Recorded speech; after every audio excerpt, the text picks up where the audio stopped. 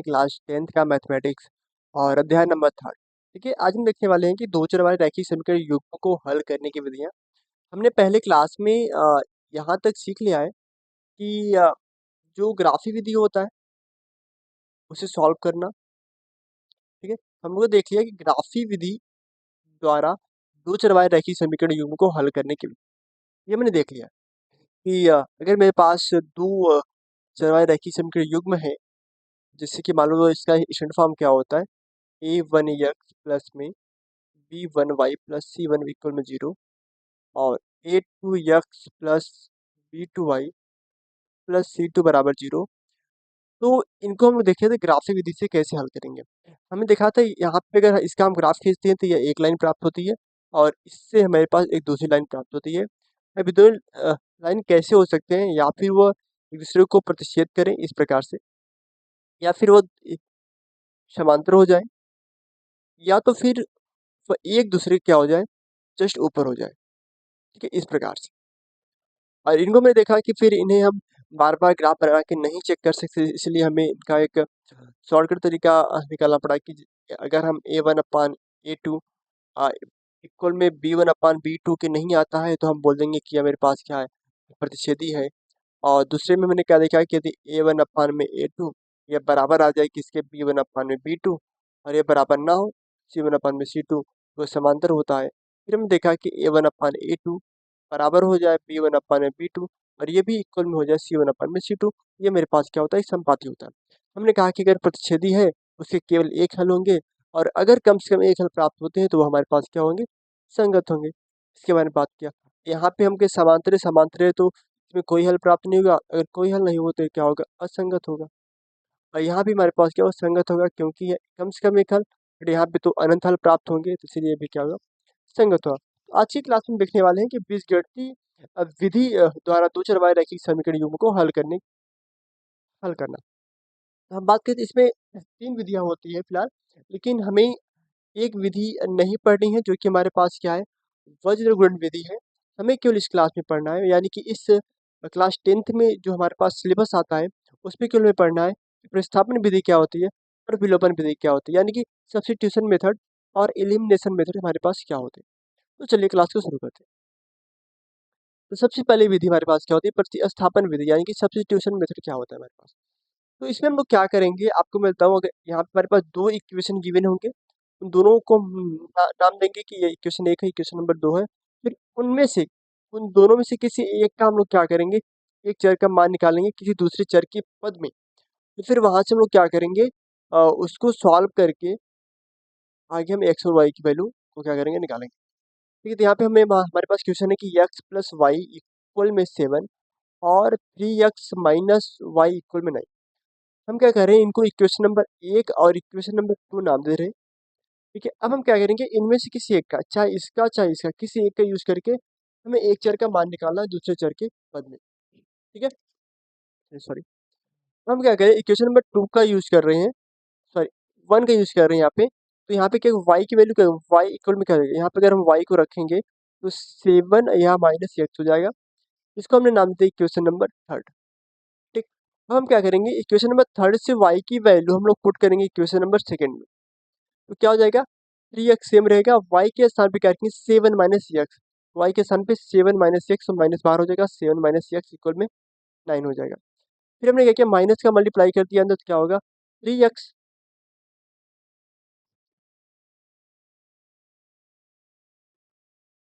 क्या हो गया, 3x और माइनस 7 और प्लस में x इक्वल में 9 हो जाएगा। और यहाँ पे 3x और प्लस एक्स मिला के 4x हो जाएगा, और 4x माइनस 7 इक्वल में 9 हो जाएगा। 4x को रखते हैं यहाँ पे, 7 को लेके आते हैं यहाँ पे, तो 9 प्लस 7 मिला के हो जाएगा, जोड़ के हमारे पास 16 हो जाएगा। और 16 में अगर 4 का डिवाइड करेंगे तो ये हमारे पास 4 आ जाएगा, यानी कि x की वैल्यू हमारे पास क्या गई, 4 आ गई। अभी इस x का मान हम लोग क्या करेंगे, क्वेश्चन नंबर आप 3 में भी रख सकते हैं और 1 में भी रख सकते हैं। हमने क्या किया, x का मान समीकरण नंबर 1 में रखा तो क्या मिला, x के स्थान पर रखा मैंने क्या, 4 रखा, x के स्थान पर हमने क्या रखा, 4, 4 रखा तो क्या हुआ, 4 प्लस में y इक्वल में 7 हो गया। y की वैल्यू क्या आ गई, 7 माइनस 4, यानी कि y बराबर क्या आ गया, मेरे पास 3 आ गया। अतः हम लिखेंगे यहाँ पे x की वैल्यू 4 और y की वैल्यू हमारे पास कितना है, 3 है। इसी प्रकार से हम प्रश्नावली 3.2 के सारे क्वेश्चन को सॉल्व करने वाले हैं। तो चलिए उसको देख लेते हैं। प्रश्नावली 3.2 हमारे पास क्या कहते हैं कि ये निम्न रैखिक समीकरण युग्म को प्रतिस्थापन विधि द्वारा हल कीजिए। ठीक है, प्रतिस्थापन विधि द्वारा क्या करना है, मुझे हल करना है। सबसे पहला क्वेश्चन हम देखते हैं कि हमारे पास क्या है, यानी कि x प्लस वाई इक्वल 14 और एक्स माइनस वाई इक्वल 4। हम लोग क्या करेंगे, यहाँ पे समीकरण नंबर 1 या 2 का यूज करेंगे। तो हम यहाँ पे 2 का यूज कर रहे हैं, कोई दिक्कत नहीं है। लिखेंगे समीकरण नंबर 2 से, समीकरण 2 से क्या हो जाएगा, हम यहाँ से अगर हम y की वैल्यू निकालेंगे तो क्या आएगा, 4 4 नहीं, यहाँ पे y को लेके आए इधर तो y हो जाएगा, यहाँ पे x माइनस 4 हो जाएगा, यानी x माइनस 4। इसको मान नाम देते हैं इक्वेशन नंबर हम लोग थर्ड, क्या थर्ड। अब इस y की वैल्यू कहाँ रखेंगे, इक्वेशन नंबर फर्स्ट में रखें तो y की वैल्यू y इक्वल में x माइनस 4 समीकरण यहाँ से दो सा एक में रखने पर, एक में रखने पर रखने पर या फिर प्रतिस्थापित करने पे बात सेम होती है। तो रखिए क्या होगा, जहाँ पे y है वहाँ पे क्या रखेंगे x माइनस 4, तो x को रखते हैं x, y के स्थान पे क्या रखेंगे x माइनस में 4 और इक्वल में क्या आ जाएगा हमारे पास 14 आ जाएगा। इसे सॉल्व करेंगे तो क्या आएगा, x प्लस में x माइनस 4 इक्वल में 14, यानी कि x और x क्या हो जाएगा 2x हो जाएगा। तो 2x इक्वल में 14 प्लस में 4, यानी कि यहाँ पे क्या हो जाएगा 2x इक्वल में 18 और x की वैल्यू क्या आ जाएगी 9 हो जाएगी। ठीक है, x की वैल्यू क्या हो जाएगी 9 हो जाएगी। अब हम क्या करें, इस x की वैल्यू में इक्वेशन नंबर थर्ड में लाके पुट करते हैं। तो x इक्वल में 9 समीकरण नंबर 3 में रखने पर, 3 में रखने पर रखिए तो क्या होगा, तो y इक्वल में x की वैल्यू 9, तो 9 माइनस 4, y की वैल्यू क्या आ जाएगी 9 माइनस 4 क्या आएगा 5 आ जाएगा। ठीक है, यहाँ पे लिखेंगे अतः अतः x इक्वल में 9 तथा y इक्वल में 5, ये रहा हमारे पास इसका आंसर। ठीक, नेक्स्ट क्वेश्चन देखते हैं। बाकी मैंने सॉल्व कर रखा है कि टाइम थोड़ा सा बचे, चलिए देख लेते हैं कि हमारे पास क्वेश्चन है कि यस माइनस टी इक्वल में 3 और यस बाई 3 प्लस में टी बाई 2 इक्वल में 6। तो ये तो सिंपल हम रख लेंगे कि यस माइनस टी इक्वल में 3, बट यहाँ पे अगर हम देखें ध्यान से, अगर देखो इसे सॉल्व करेंगे थोड़ा सा क्या होगा, यहाँ पे है क्या यस पान में 3 प्लस में टी पान में 2 इक्वल में 6 है। इसका एलसीएम लेंगे तो क्या आएगा 6 आएगा, और 3 दूना 6 मतलब 2 यस प्लस में 2 23 6, 3 टी बराबर क्या आएगा 6 आएगा, यानी कि 2 यस प्लस में 3 टी बराबर क्या आएगा 6 का करेंगे 6 36 हो जाएगा। ये मैंने क्वेश्चन नंबर सेकंड यहाँ पे लिख रखा है। ठीक है, तो ये इस बात को आप ध्यान दें।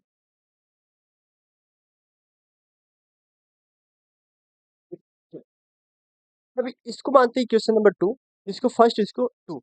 हम क्या करेंगे क्वेश्चन नंबर फर्स्ट से हम लोग क्या करेंगे यस की वैल्यू निकालेंगे तो क्या होगा, यस बराबर क्या आएगा टी, इधर आएगा तो टी प्लस में हो जाएगा, तो टी प्लस में क्या होगा 3 हो जाएगा। अब इस इक्वेशन नंबर थर्ड से हम लोग क्या करेंगे, इस थर्ड से यस की वैल्यू हम लोग कहाँ रखने वाले हैं सेकंड में, यहाँ पे तो 2 सही है, यस की वैल्यू क्या टी प्लस 3 और प्लस टी 3, यहाँ पे क्या 36 है, तो 2 का मल्टीप्लाई करेंगे तो 2 2 3 हो जाएगा, और सॉरी 2 टी हो जाएगा, और यहाँ पे 3 2 जा 6 और प्लस में 3 टी इक्वल में 36 हो जाएगा, यानी कि यहाँ पे 2 3 और सॉरी 2 टी और 3 टी इक्वल में 5 टी हो जाएगा, और प्लस में 6 इक्वल में 36, यानी कि 5 टी बराबर क्या होगा 36 माइनस 6 हो जाएगा, और 5 टी क्या होगा 30 होगा, और 30 यानी कि 5 यहाँ पे 30/5 करोगे तो कितना आएगा 6 आ जाएगा, यानी कि टी की वैल्यू क्या आएगा 6 आ गई। अब टी की वैल्यू इक्वेशन नंबर क्या थर्ड में रखेंगे, इस क्वेश्चन नंबर थर्ड में रखेंगे तो यस बराबर क्या है टी प्लस में 3 है, और टी हमारे पास कितना 6 है, और 6 प्लस 3 क्या होगा 9, यानी कि एक्स वैल्यू क्या आ जाएगी 9 आ जाएगी। तो यस वैल्यू क्या है 9 और टी की वैल्यू 6 यहाँ से ऐसे प्रोवाइड हो जाएगा। अब चलिए इक्वेशन नंबर थर्ड हमारे पास क्या कहता है कि 3x माइनस वाई इक्वल में 3 सॉरी और 9x माइनस 3y बराबर 9।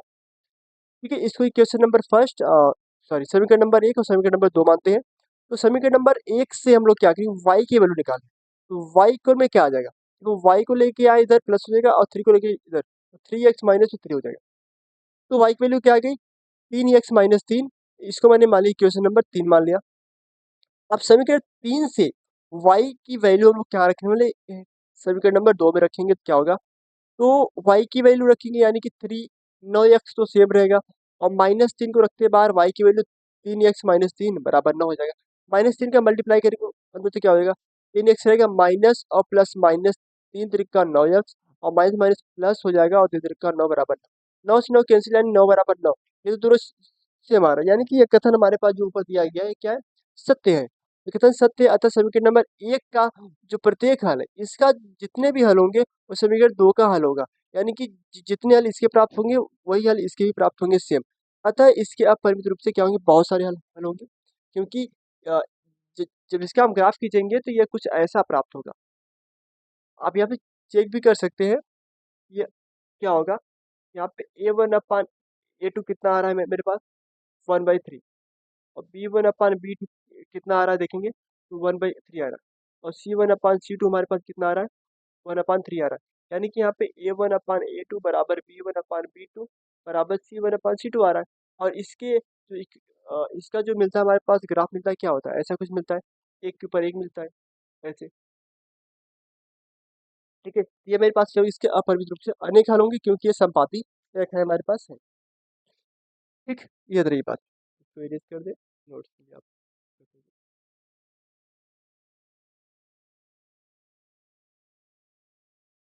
ठीक, चल इसमें 4 इसमें थोड़ा सा सिंपल ये भी क्या कर रहा है कि 0.2x प्लस में 0.3y इक्वल में 1.3 और 0.4x प्लस में 0.5y इक्वल में 2.3। ठीक है, हम इस पॉइंट को हटाते हटाते तो आप देखेंगे दशमलव एक अंक के बाद है यानी कि इसमें 10 से मल्टीप्लाई करेंगे दोनों साइड ये हट जाएगा यानी कि यहाँ पे हम ऑटोमेटिक हटा सकते हैं। यानी कि हम 2x प्लस में 3y बराबर 13 और 4x प्लस 5y बराबर 23 लिख सकते हैं, कोई इतनी बड़ी बात नहीं होने वाली, क्योंकि यहाँ पे करेंगे 4/10 4/10 10 10 क्या हो जाएगा, कैंसिल आउट हो जाएगा। अब हम क्या करेंगे, क्वेश्चन नंबर फर्स्ट से x की वैल्यू निकालने का प्रयास करते हैं तो क्या होगा, ध्यान दें 2x बराबर हो जाएगा 13 माइनस में 2y हो जाएगा और x बराबर क्या आएगा 13 माइनस में 2y अपन में 2 हो जाएगा। ठीक है, तो यहाँ पे मेरे पास ये इक्वेशन नंबर थर्ड हो जाए। अब इक्वेशन नंबर थर्ड से हम यक्स की वैल्यू पुट करेंगे इक्वेशन नंबर सेकंड में। तो यक्स को 4 को रखते हैं बाहर और यक्स को रखते हैं 13 माइनस 3y बटे 2 प्लस 5y बराबर 23।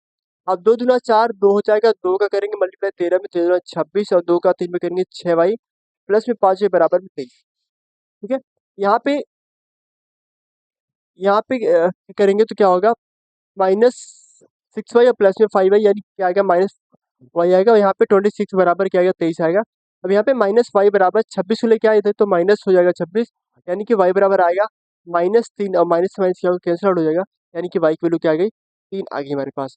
अब हम क्या करेंगे, वाई की वैल्यू 3 समीकरण नंबर 3 में रखेंगे तो क्या होगा, यक्स बराबर क्या मिलेगा 13 माइनस में 3x था 3y था तो वाई की वैल्यू 3 त्रिका 9 हो जाएगा 13 माइनस 9/2 यानी कि 13 में 4/2 यानी कि 2 एक्स की वैल्यू क्या आ गई 2 हो गई। अतः एक्स की वैल्यू 2 और वाई की वैल्यू हमारे पास 3 प्राप्त हो गई यहाँ से। ठीक है, अब नेक्स्ट क्वेश्चन फिफ्थ वाला क्या है कि रूट में 2x और प्लस में रूट 3y इक्वल में 0 और इधर रूट में 3x रूट में 8y बराबर 0। ठीक है, आइए यहाँ से किसी एक इक्वेशन से हम लोग x की वैल्यू निकालते हैं। तो इक्वेशन नंबर 1 से क्या करेंगे, x की वैल्यू हम लोग निकालेंगे। x बराबर क्या आ जाएगा रूट में 3, यहाँ पे आप देखेंगे तो यहाँ पे क्या आएगा रूट में 2x बराबर क्या आएगा माइनस रूट में 3y, यहाँ पे x बराबर क्या आएगा माइनस रूट में 3 अपॉन रूट में 2 इंटू वाई। ठीक है, इसको इक्वेशन नंबर मानते हैं क्या थर्ड। अब इस x की वैल्यू इसमें पुट करेंगे किसमें, 2 में। 2 में करेंगे तो रूट 3 बाहर हो जाएगा तो रूट 3 क्या minus root 3 by root 2 y minus में 8y। अब यहाँ से रूट 3 और रूट 3 करेंगे तो आ जाएगा 3 माइनस आ जाएगा, बात यहाँ पे आएगा root 2 minus y sorry -3 upon root 2 into y minus में रूट 8y इक्वल 0। यहाँ पे हम एलसीएम लेंगे तो क्या होगा रूट 2 आएगा और रूट 2 यहाँ भेजेंगे तो 0 हो जाएगा यानी कि माइनस को भी भेज दो तो माइनस माइनस प्लस 3y और माइनस प्लस और रूट 2 और रूट 8 हो जाएगा 16 और 16 रूट बाहर आ गया तो 4 है, 4y हो गया बराबर 0। यानी कि y की वैल्यू 0, y की वैल्यू अगर 0 रखेंगे तो यहाँ पे तो x की वैल्यू क्या आएगी हमारे पास 0 हो जाएगी। यानी कि y 0 और x दोनों हमारे पास क्या होंगे 0 होंगे। ठीक है, चलिए क्वेश्चन नंबर 6 है और ये लास्ट प्रश्न है 3.2 का प्रश्न 1 का लास्ट क्वेश्चन कि अगर 3/2 x-5/3y-2 इक्वल में दिया गया x/3 y/2 इक्वल में 16/6। सिंप्लीफाई करेंगे, एलसीएम ले लेंगे, एलसीएम आएगा 6 आएगा, 6 आएगा 12 हो जाएगा, यहाँ पे 3 9, यहाँ पे 10 हो जाएगा। Same process 2x 3y 6 cancel 13 हो जाएगा। इक्वेशन नंबर 1 और इक्वेशन नंबर 2 हम इसको मान के चलते हैं। इक्वेशन नंबर फर्स्ट हम लोग क्या करेंगे, y की वैल्यू निकालेंगे तो क्या आएगा, y बराबर क्या आएगा 9x + 12/10 हो जाएगा।